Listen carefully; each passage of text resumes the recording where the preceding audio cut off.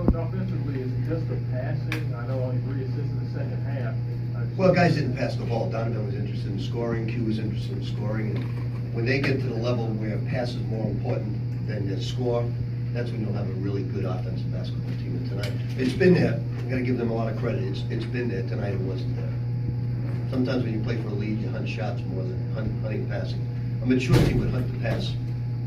Was the defense any better in the first half?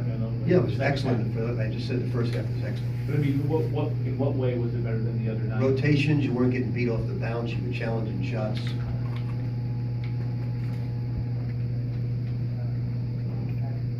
How frustrated was it a little bit of the regression in the second half as opposed to? You know, sometimes it's especially guys you really like a lot. It's tough playing with a lead, a big lead like that. But it just shows you the inexperience of this team didn't know how to play with a lead. And we got a lot of weaknesses we need to work on, but inexperience is the one thing that you don't get until you go through it, and then we got to go through it. If we play like that against Evansville or we marry Long Beach State, we won't come away with a victory. If we play like the first half, we'll come away with a lot of victories. I know you like to say you'd rather win victory, obviously, but did you want? You know, Bellarmine is a very difficult team to play, but the good thing is William & Mary and Evansville play that way. A lot of passing, cutting, screening.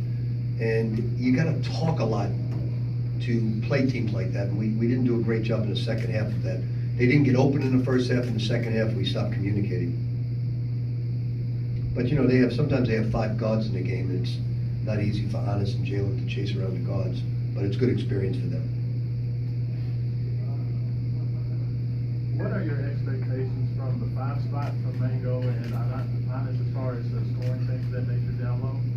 I think they'll be fine. I think Mango's out of shape. It's readily see, you know, but he should be. He hasn't played in 11 months.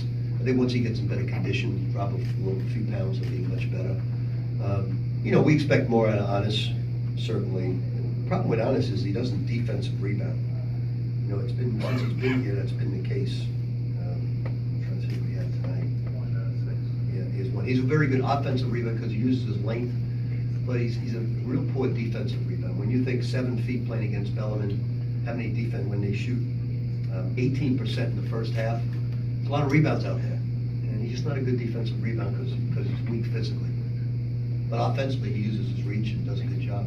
When you have 2 guards that rebound, wings that rebound like Donovan and James do, does that affect, you know, kind of the big guys' numbers, or do you judge that, or should they just go? Well, I don't think they're setting any Wesley Unseld records. But, you know, I don't think Dang had a rebound at halftime, and I don't think he had a steal, I don't think he had an assist. He was very much similar to Kenny Klein, sitting there.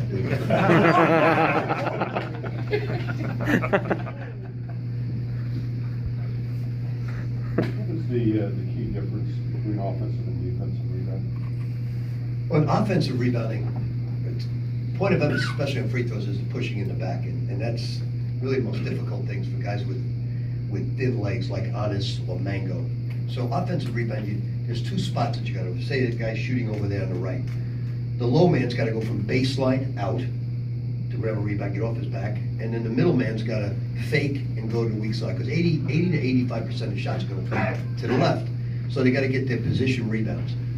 And we're a pretty good offensive rebounding team, but because our lower frame is so weak, we get pushed a lot, and we don't come up with. That's why it's so important for guards to rebound the ball. That's what, you know, Gorky had those.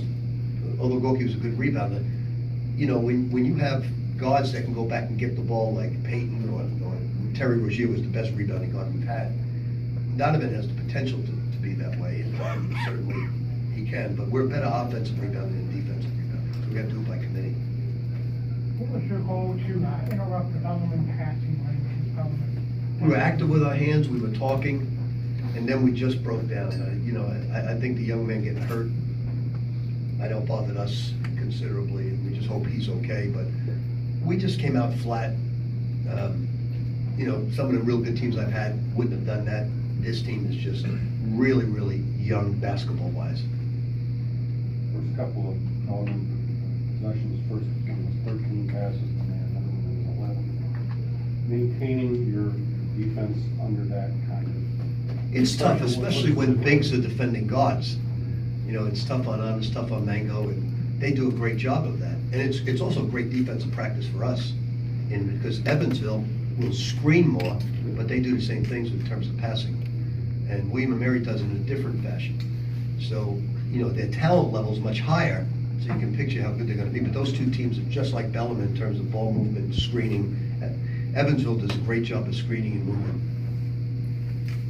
You talk about shot over pass. Is that Bellarmine offense something that you'd like to see these guys in? We were doing it. We were, you know, 2 exhibition games, we were doing a great job. But I think it's human nature for players to call home and say, "Mommy, I had 24 points tonight." You know, instead of passing the basketball, this team will evolve when they get more gratification out of the pass than the shot. You saw it tonight. Guys are driving the lane. There's a man wide open in the left corner. Well, the 2 red-white scrimmages, we passed it. Tonight, we knew we had a lead. We knew we weren't going to lose when guys went for their points. So they'll get it. They're smart kids that want to win.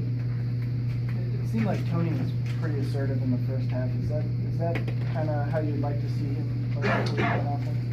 Yeah, I'd like to see, like I told Tony one time, I'd like that you consume too much whether your shot goes in. I'd like to see you try to play like Peyton Seaver a little bit more, and try to get in the lane, try to get shots for people, try to play great defense. And you know, he's consumed. He's in the gym all day long trying to work on his shot. It's when he should go to his strengths. Nothing wrong working on his shot, but go to his strengths a little bit more. He's got a very good mid-range jump shot, gets in the lane, he's fast. He's got to work on his passing. A lot of times, even the one that got through, he's trying to thread the needle when there are guys wide open on the perimeter. Anything else, Coach? Thank you. Thank you. Thank you. Step before we leave it here, so